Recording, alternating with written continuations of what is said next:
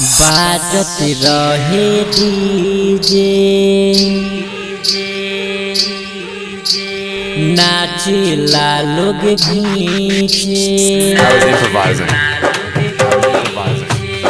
बाजत रहे डीजे नाचेला लोग घींचे।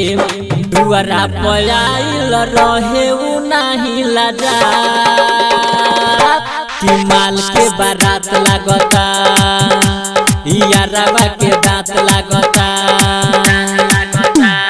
देखी देखी हमके बनेले बड़ी गुस्सा कि माल के बारात लागता यारवा के दांत लागता।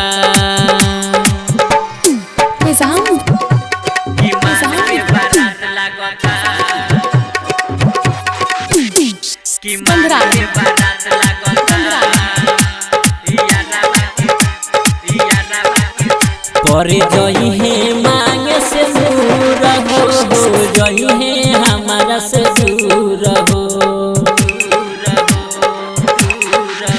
पर जई है मांगे से दूर हो जई है हमारा से दूर हो।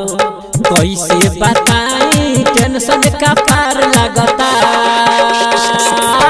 कि माल के बारात लागता यारवा के दांत लागता।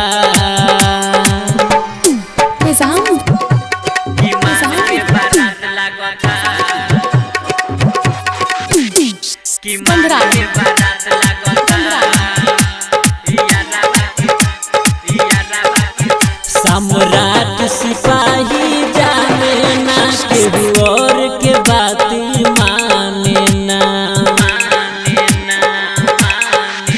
सम्राट सिपाही जाने ना केहू और के बाती माने ना। राइटर आनंद के देह सुखात लगता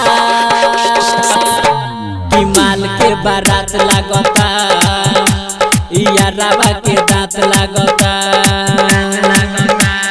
SK recording studio Delhi Chhatarpur. Mobile number 9910 2777 39।